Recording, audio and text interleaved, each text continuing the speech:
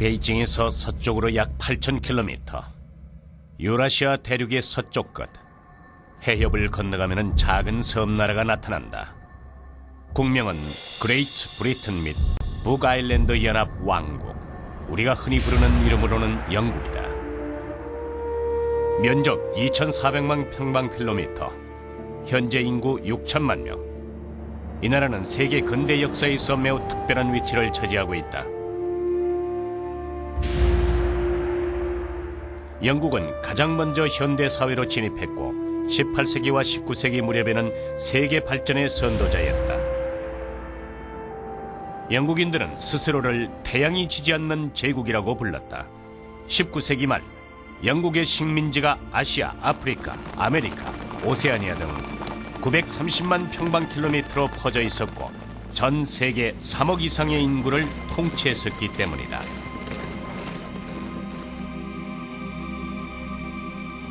바다 위에 고요히 떠있는 작은 섬나라가 거대한 능력을 키워 스스로를 변화시키고 전 세계에 영향을 미칠 수 있었던 그 힘은 무엇일까?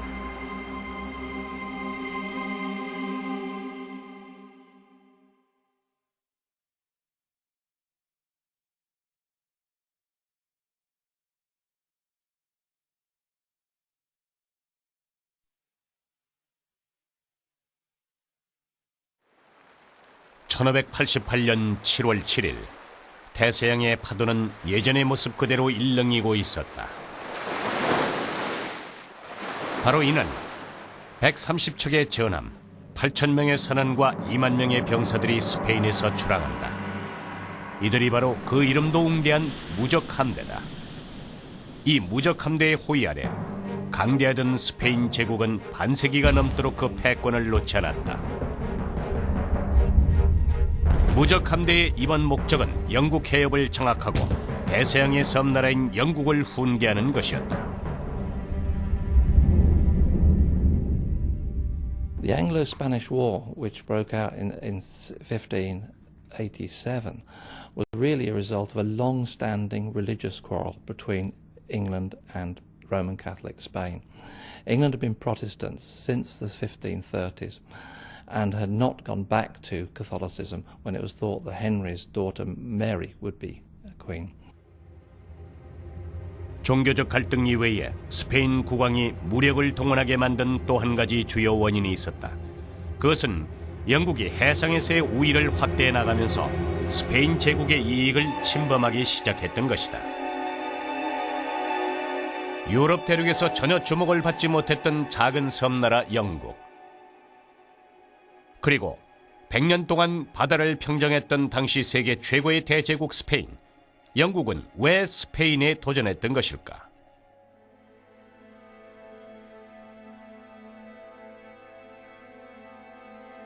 그림 속의 이 여성. 거대한 깃과 빳빳한 주름, 넓은 소매와 금장식으로 치장한 그녀는 당시 영국의 통치자였던 엘리자베스 1세다. 사람들은 복잡하고 화려한 의상에 가려진 그녀를 장엄하고 고아한 왕권의 우상으로 기억하고 있다. 영국의 저명한 전기작가는 25세 왕위에 올라 평생 미혼으로 살았던 이 여왕을 이렇게 묘사한다.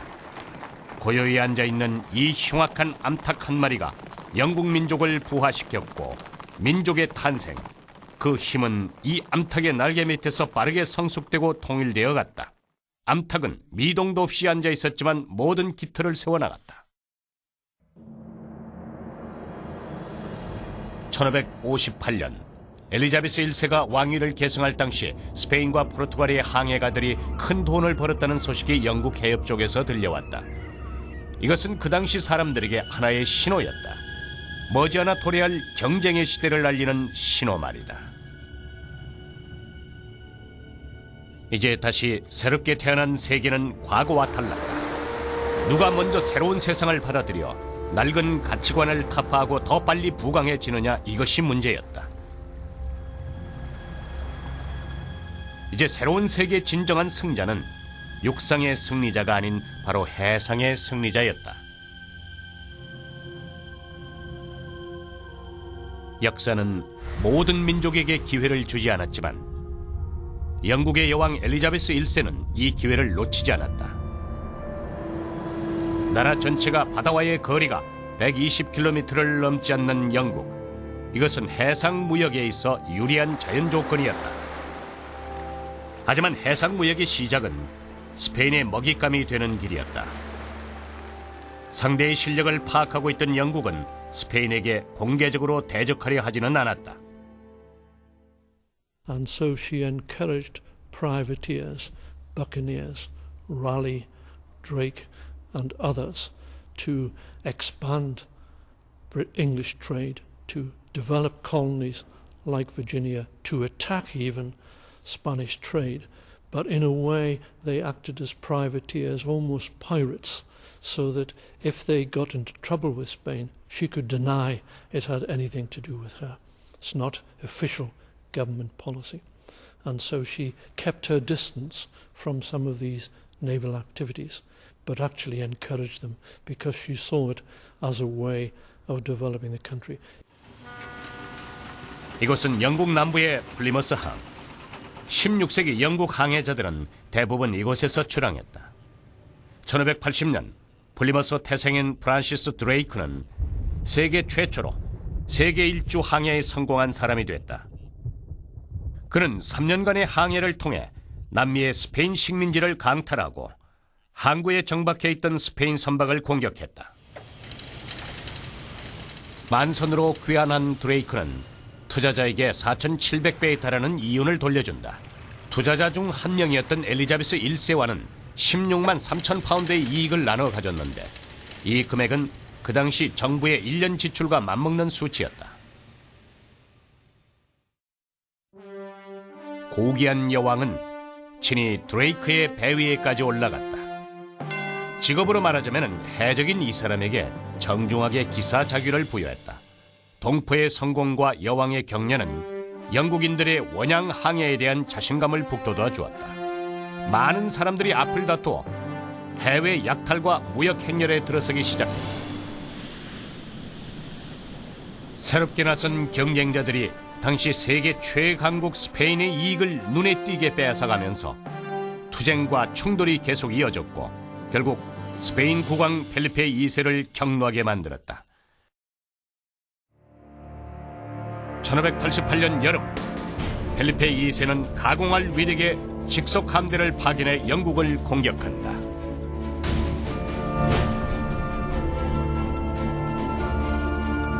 这个1588年英吉大海战呢，是人类历史上最重要的海战之一，它决定了近代早期欧洲的命运，并且在一定程度上呢，对近代早期的世界都产生了影响。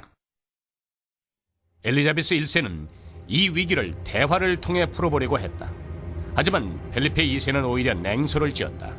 무적 함대가 2주 후 영국인들의 패전을 선포할 것이라고 단언한다. 그러나 2주 후의 판도는 정반대였다. 무적 함대는 대서양에서 최강의 적수를 만나게 되는데 그것은 상선과 해적으로 구성된 영국의 소형 함대 조직이었다. 起初呢，西班牙想依据它人多船大的优势呢，一举歼灭英国舰队，但没有想到呢，英国舰队虽然规模小，但它拥有更先进的火炮，再加上气候的原因，这个英国舰队呢，利用它灵活机动的特点，在战争当中呢，反而占据了优势。 며칠간의 격전 후 스페인 무적 함대는 영국인들에게 패한다.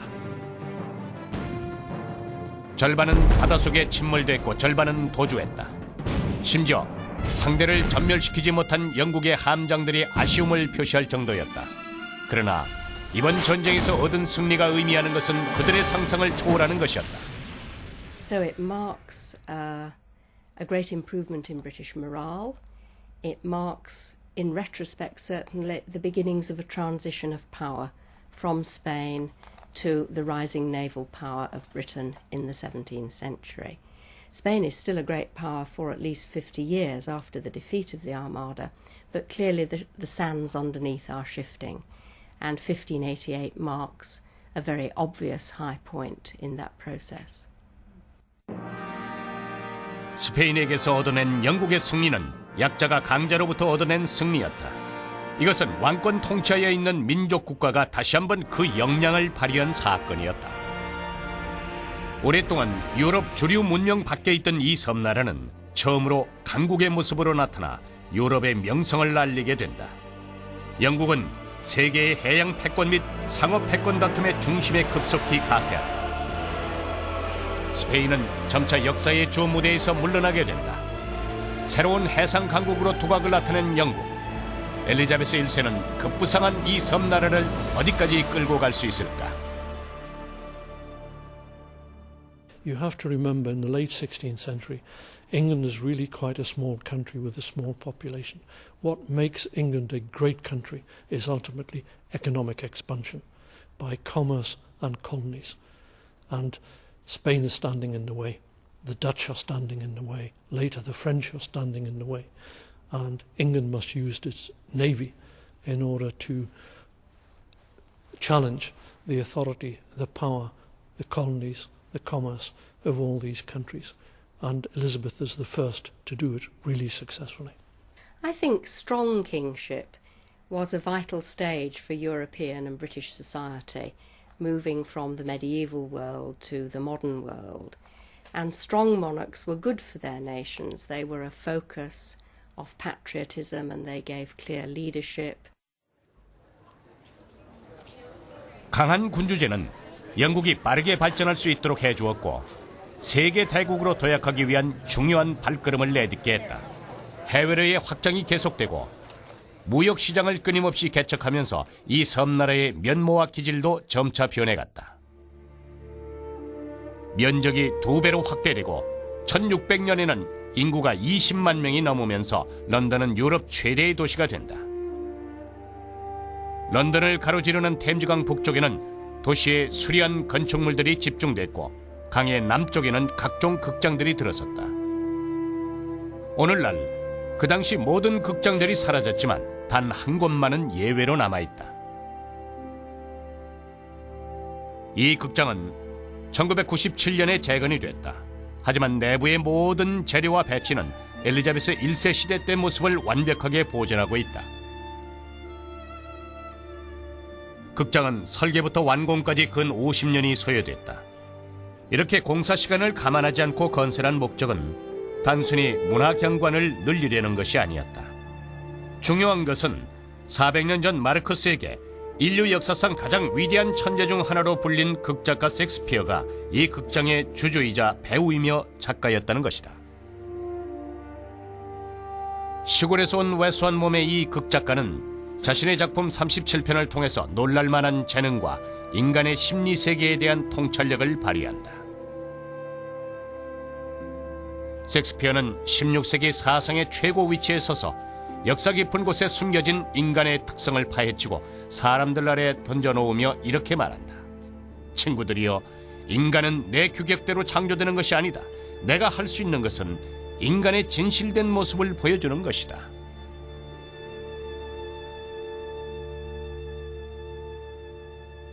오늘날 사람들은 1600명의 관중을 수용할 수 있는 이 글로브 극장을 찾아 역사적 천재를 향한 그리움과 사랑을 표현한다. 5월부터 9월까지의 공연 기간 동안 이곳은 언제나 사람들로 가득 차고 전 세계에 공인된 경전인 셰익스피어의 작품들은 여전히 극장의 단골 메뉴가 되고 있다. 在莎翁的历史剧当中呢，君主往往是反面角色。伊丽莎白女王呢，当然知道这一点，但是她并没有下令禁止演出莎士比亚的戏剧。尽管在《哈姆雷特》这样的剧中就有“脆弱啊，你的名字是女人”这样的台词儿，但是呢，这并没有影响伊丽莎白女王就坐在舞台对面的包厢里看戏。 여왕의 관용은 셰익스피어의 예술의 경지를 높였다. 그녀는 예술뿐만 아니라 국가의 사무 처리에서도 고도의 기교와 지혜를 발휘한다. 여왕은 왕권력의 기초가 영국 민족에 있다고 믿었다. 그리고 민중의 지지와 후원이 없다면 왕조는 살아남지 못한다는 것을 알았다.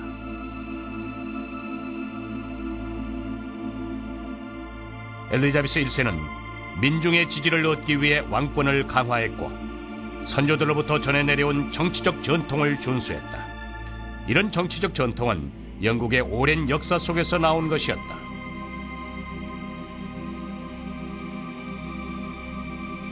강하고 용맹스러운 모습의 이 사람은 영국의 초기 역사에 있어 가장 중요한 국왕 윌리엄 1세다. 이 국왕으로부터 영국 왕실은 정통의 혈통 승계가 이루어졌고 유럽 대륙의 다른 국가들처럼 봉건 제도를 수립한다. 欧洲的封建制度是以庄园为基本单位的。庄园呢，它不仅是一块地产，而且是一个政权单位。贵族领主在庄园上不仅有司法权，还有经营权，还有行政管辖权，因而庄园就俨然是一个独立王国。封建这个词呢，在欧洲与中国的含义是不一样的。在中国呢，它意味着普天之下莫非王土，率土之滨莫非王臣，它代表着集权和专制。在欧洲呢，由于封建制就是庄园制，所以它意味着分权，意味着国王没有大一统的权利。 영국의 봉건제도 실행 초기에는 국왕과 귀족 모두 자신의 위치를 확실히 알았다. 본분에 따라 무엇을 소유하고 무엇을 소유하면 안 되는지 알고 있었던 것이다. 비록 성문화된 법률은 아니었지만 국왕과 귀족들은 오랜 시간에 걸쳐 합의한 내용에 따라 각자의 의무를 이행하고 권리를 향유해왔다. 이것은 영국 사회의 일반화된 규칙이었고 왕과 귀족의 관계는 변함이 없었다. 13세기 초 영국에는 호전적이지만 전쟁마다 패배하는 국왕 존이 등장한다. 그는 매년 계속된 대외 전쟁을 통해 유럽 대륙에 있던 영국의 영토를 거의 모두 잃는다. 이로 인해 그는 모든 땅을 잃은 왕으로 불렸지만 전쟁을 계속하기 위해 시민과 귀족들에 대한 착취를 강행했다. 그는 귀족들의 상속세를 100배 넘게 인상했고 병역 면제세를 15배나 올렸다. 이때 소, 양, 보리 등의 가격이 배 이상 올라가는 이상현상도 나타났다. 约翰王越来越无所顾忌，他不断地开征新税和加税，这样呢就破坏了贵族和国王之间那个不成文的却流传已久的惯例。到了1215年春天，愤怒的贵族集结起来，武装讨伐国王。理由很简单，就是国王没有履行他的义务，却要求比惯例规定的更多的权利。 이곳은 템즈 강변의 조용하고 아름다운 초원. 이 초원에는 그리스풍의 도움 기념관이 있다. 이 자리는 당시 승리를 거둔 귀족 무장 세력과 존 왕의 주둔지 사이의 정중앙이다. 1215년 6월 15일 막다른 길에 직면한 존 왕은 25명 귀족 대표들의 의견에 어쩔 수 없이 동의하고 이곳에서 협약을 맺는다. 그것은 총칼의 압력 아래에서 힘겹게 이루어진 협약으로 귀족 대표와 국왕은 나흘 동안 대립과 타협을 거쳐 평화와 정전을 선언하는 대헌장에 서명을 한다. 그러나 서명했던 양측의 그 어느 누구도 자신들이 영국 역사상 가장 중요한 문장을 쓰고 있다는 사실을 전혀 의식하지 못하고 있었다.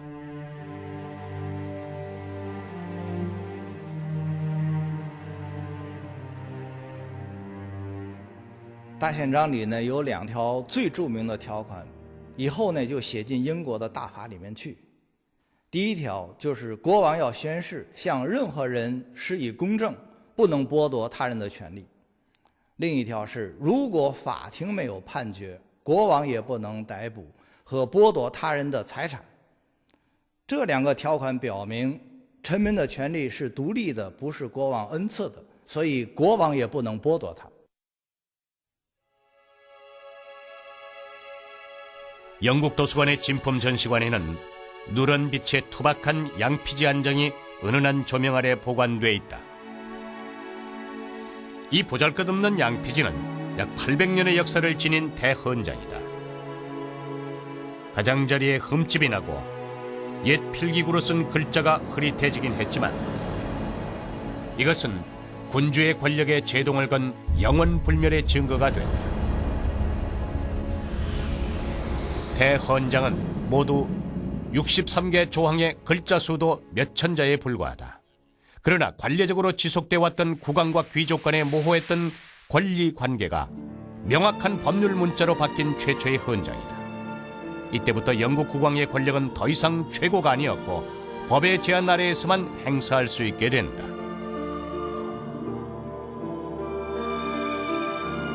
존 왕이 굴욕적인 조약에 서명을 한 후 영국의 역대 군주들은 대헌장에 끊임없는 수정을 해왔다. 몇 세기가 흐르는 동안 대헌장은 앞뒤로 40차례가 넘는 수정을 치러왔다. 매번 대다수 영국인들이 감지한 것은 아니었지만 장기적인 입장 표명과 보급을 거치면서 전통의 깊이와 힘이 쌓여갔다. 대헌장은 영국인들에게 계약과 법제의 기본 정신을 심어주었다.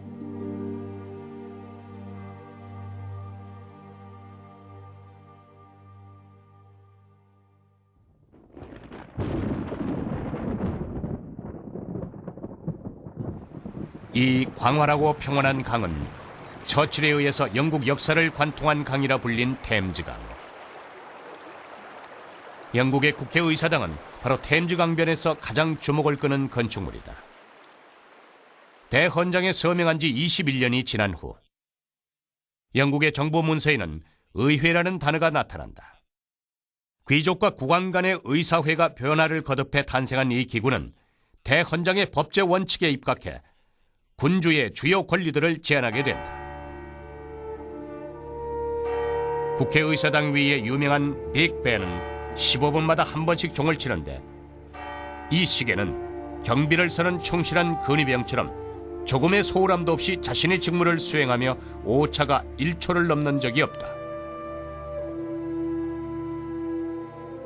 엘리자베스 1세가 영국의 번영을 가져올 수 있었던 이유는 그녀가 이 빅벤의 모습처럼 대헌장의 약정을 철저히 준수하고 왕권과 귀족 의회 간의 균형을 유지해 왔기 때문이다.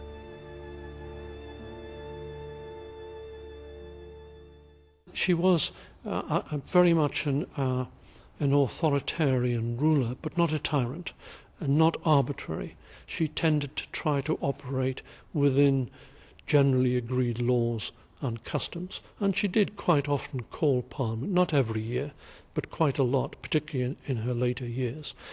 She conducted policies which most people wanted, particularly the influential people. 45년 동안 왕좌를 지켜왔던 엘리자베스 1세. 문제 해결에 능숙했던 이 여왕은 자신의 권력과 위엄을 남용하지 않았다. 평생을 근검절약했고 전쟁을 함부로 일으키지 않았다. 왕권과 의회의 모순이 발생했을 때에는 언제나 정황의 근거에 필요한 만큼 양보를 했다. 평생 동안 그녀는 의회에서 받아들이는 범위 내에서만 왕권의 확장을 이어갔다. 그녀가 지켜낸 왕권과 의회 간의 균형과 질서는 영국 사회의 안정과 여유를 가져다 준다. 1603년 70살의 엘리자베스 1세가 서거한다. 정치적인 연줄로 국가 이익에 해가 되는 것을 피하기 위해 여왕은 평생을 미혼으로 지내다 쓸쓸하게 일생을 마쳤지만 그녀가 이룬 왕성한 국력은 영국을 발전의 상승 기류에 올려놓았다.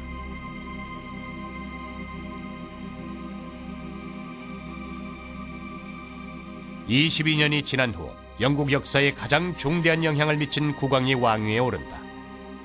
그는 바로 말을 달리면서 활과 총을 쏠 수 있는 찰스 1세란 칭호를 가진 이 젊은 군주다. 엘리자베스 1세는 군주제를 이용해 영국을 강국 대열에 올려놓았다. 찰스 1세는 여왕이 구축한 이 유리한 국면을 지속해 나갈 수 있을 것인가? 그는 영국의 앞길을 어떻게 끌고 나갈 수 있을 것인가?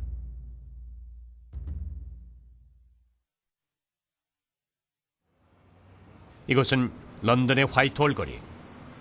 영국의 주요 정부 부처가 대부분 이 거리의 양쪽에 집중되어 있다. 화이트홀 거리에서 역사상 가장 오래된 전통이 있는 건축물은 바로 1619년에 창건된 화이트홀 연회장이다. 기록에 의하면 이곳은 당시 런던 최대의 건축물이었다고 한다. 연회장의 넓은 천정에는 유화의 대가 루벤스의 작품이 아직까지 선명하다. 연로한 국왕이 천사에게 왕관을 수여받는 모습은 아직까지 생생한 숨결이 느껴지는 듯하다. 알려진 바로는 이 유화를 그리도록 정중히 요청한 사람이 바로 영국 제18대 국왕 찰스 1세였다고 한다. 这位国王特别相信君权神授，在宴会大厅里，他请画家把他的父王描绘成为一个圣徒，他还请这个鲁本斯把这个英国的对外扩张描绘着按照上帝的意志所进行的一种征战。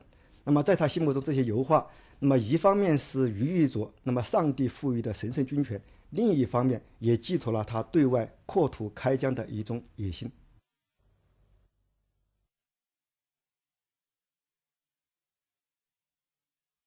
엘리자베스 1세가 가져온 영예와 권위 위에 서 있던 젊은 군주는 자신이 하늘에서 내려보낸 최고의 권위자이며 최상의 권력자라 믿었다.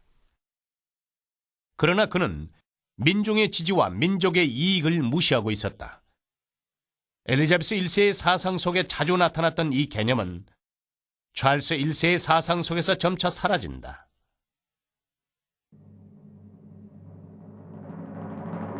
찰스 1세는 왕위 승계 후 곧 재정 위기를 맞게 된다.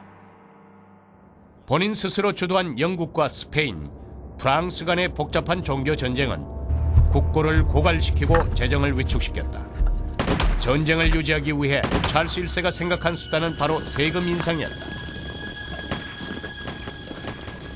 그러나 영국의 국왕은 이 문제를 마음대로 할 수 없었다. 대헌장에 서명한 후부터 새로운 세금 정책을 의회가 관리하고 있었기 때문이다. 국왕이 새로운 세금 정책을 펼치려면 의회의 비준을 얻어야만 했다. 这个时候的议会没有批准查理一世婚约中所要求的足够经费，另外还驳回了国王因为战争要求征税的提议。不仅如此，议会还规定国王只能征收1年的关税，不得终身享有征收关税的权利。 엘리자베스 1세와 똑같은 성과를 올리고 싶었던 찰스 1세는 의회의 압력을 피한다. 의회를 통하지 않은 채 상인들에게 새로운 세금을 징수했고 귀족들에게 강제 대출을 요구한다. 결국 찰스 1세와 의회 간의 격렬한 대립이 시작된다. 1629년 찰스 1세는 군대를 파견해 영국에서 3세기가 넘도록 존재했던 의회를 강제 해산시키고 만다. 하지만 영국인들은 의회가 사라진 11년 동안에도 몇 세기에 걸쳐 형성되어 온 원칙들을 잊지 않는다. 在英国的历史上啊，形成了2大原则：一是王在议会，也就是说呢，国王必须通过议会来进行统治；第二呢是王在法下，也就是说呢，法律高于国王，国王必须服从法律。 可是呢，查理一世的做法啊，就是把这样的2个原则全都给破坏了。因此呢，议会和国王之间的矛盾就越来越大，对立也就越来越尖锐，最终导致在1642年爆发了战争。而这个呢，就是现代历史上、近代历史上非常著名的英国革命，也叫英国内战。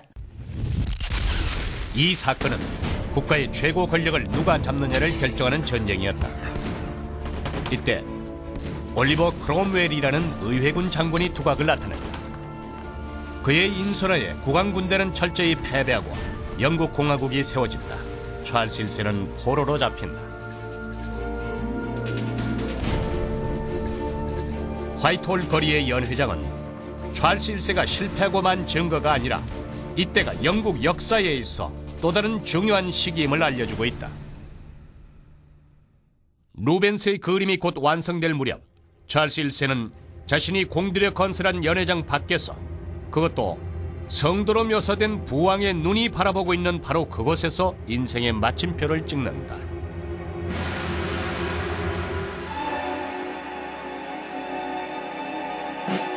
(1649년 1월 30일) 아주 맑은 겨울날 연회장 앞 광장에는 새벽부터 1000여 명의 런던 시민들이 슬픔과 두려움, 흥분과 막막함, 각각의 다른 표정을 지으며 몰려들었다.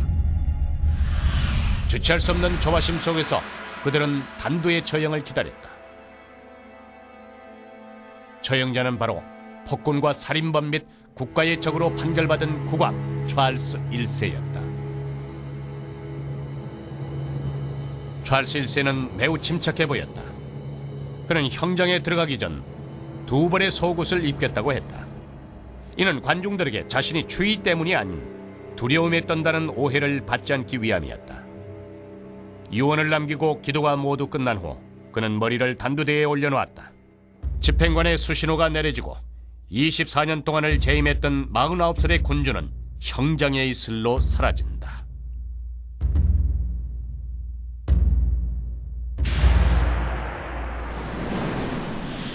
(1649년) 발생한 이 사건은 유럽 대륙에 커다란 영향을 미쳤다.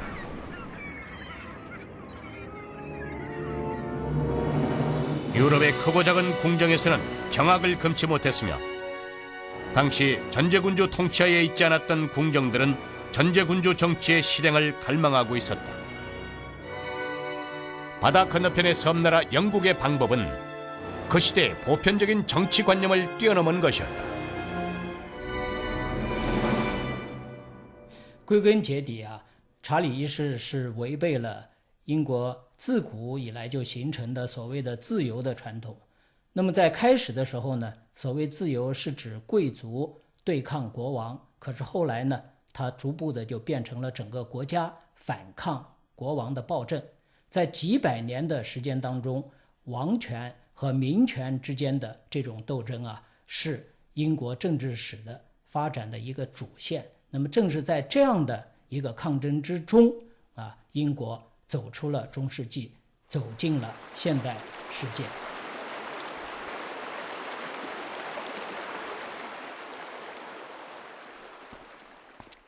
찰스 1세가 죽고 난 후 의회는 행정 권력을 크로멜을 순회로 하는 국무회의에 넘긴다.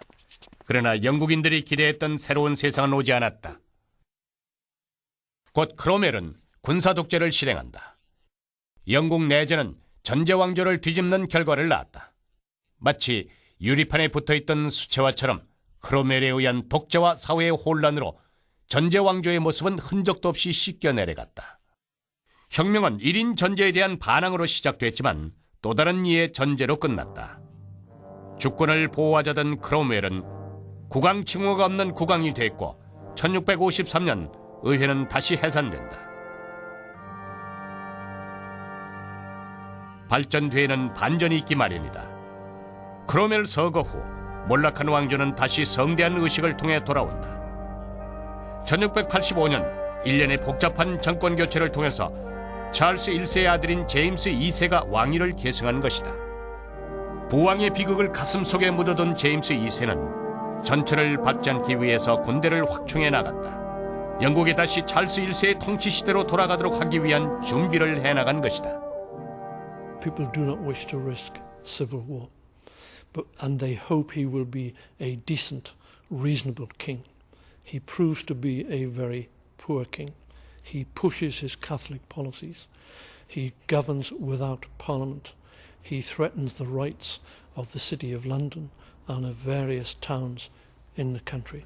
He starts to act as an arbitrary, absolute Catholic monarch.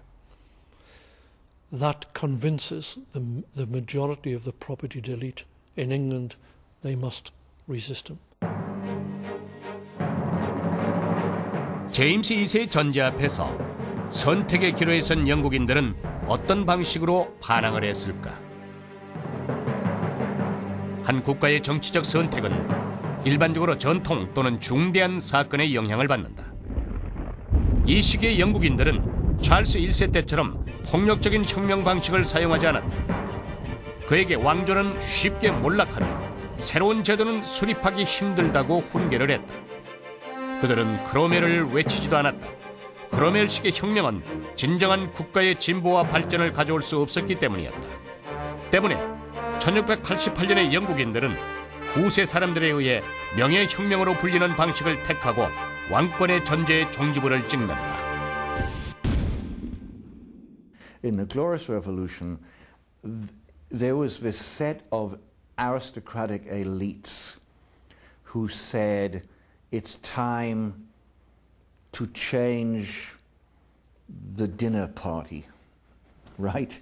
It's time to change the people who are sitting at the table, but we're not doing it by bloodshed. And that's the occasion when some leading members of his supporters wrote a very famous letter to William of Orange, who's a Protestant monarch, a Protestant statesman in the United Provinces, who was married to James II's daughter.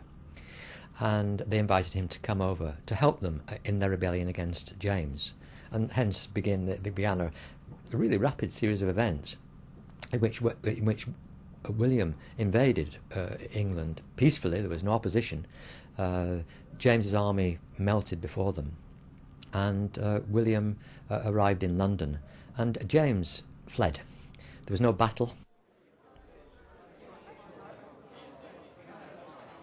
의회는 모든 사건이 변화하는 과정에서 주도적인 작용을 한다.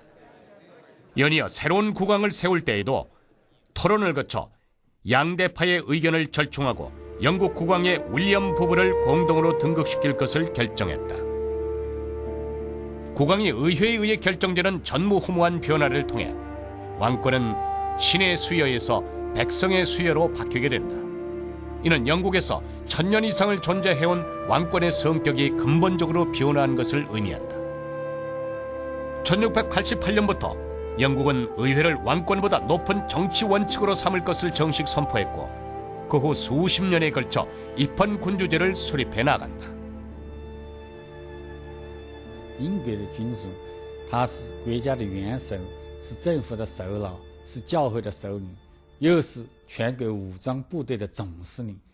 但是呢，他实际上并不能直接管理国家，他必须任命一个首相，由这个首相来实际的管理国家。那么这个首相呢，必须从议会中的多数党的首领中产生。这就是英国的君主立宪制。君主立宪制的本质就是依法治国，也就是谁都不能高居于法律之上，谁都不能为所欲为。 영국인들이 제임스 2세를 쫓아내고 입헌군주제를 수립한 혁명에는 유혈 사태가 전혀 없었다. 때문에 후대 역사학자들은 이 사건을 명예혁명이라고 부르게 된다. 명예혁명은 영국 역사와 정치 전통에 적합한 새로운 사회 발전 방식을 창조했다. 이는 평화적인 개혁 방식을 통한 사회 발전의 실현이며 후대에 독특한 유산을 가져다 주게 된 계기가 됐다.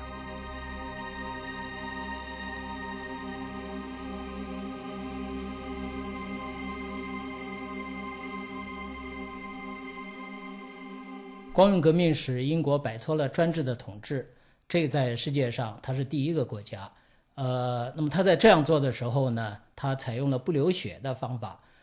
从此以后呢，英国就是在议会制度的框架之内进行和平和渐进的政治制度的改革。光荣革命之后，英国出现了一个相对宽松、相对自由的社会环境。所谓的一个国家的外部的崛起，实际上是它内部力量的一个外延。这一个内部自己的国家制度还没有解决的情况下，就很难成为一个大国。即使成为一个大国呢，是不是 sustainable， 不是可持续的。 1588년 스페인 해전의 승리부터 1688년 명예혁명까지 1세기 동안 영국은 내부 제도를 조정하고 적극적으로 대외 확장을 해나간다.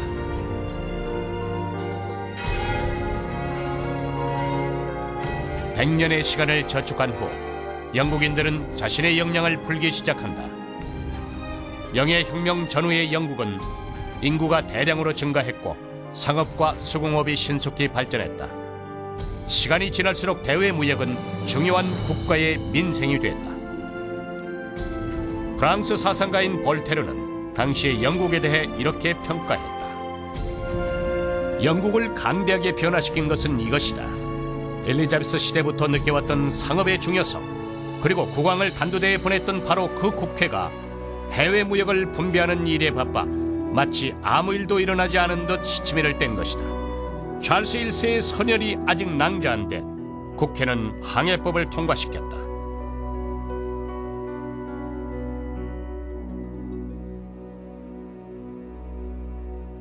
영국은 세 차례의 전쟁을 통해서 네덜란드의 항해법을 강제로 받아들이도록 한다.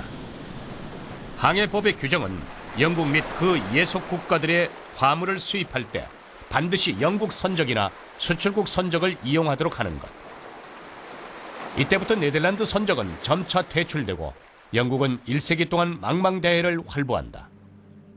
스페인과 포르투갈을 물리친 영국인들은 해상의 제왕, 네덜란드마저 물리치고 해상의 주인이 된 것이다. 이제 영국인들이 해양의 경쟁과 대국의 경쟁의 규칙을 정할 차례가 됐다. 영국인들 눈에는 프랑스 외의 다른 국가들은 이미 적수가 아니었다.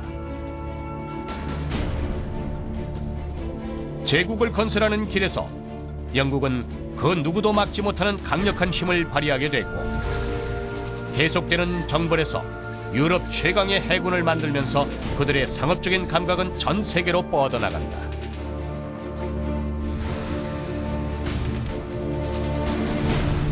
And so Britain from the 1688 onwards is not a democratic society, but it is an open society in which ideas can be readily spread to a wider circle of people, and people can develop their economic life as they see fit. That's a great achievement, and we are the first country in the world to achieve it.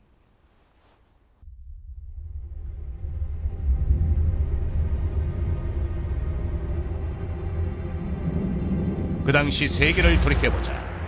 프랑스는 전제군주의 번성 시기에 있었다. 러시아의 표토르 대제는 아직 남북 정벌 중으로 전제 제국을 수립한 상황.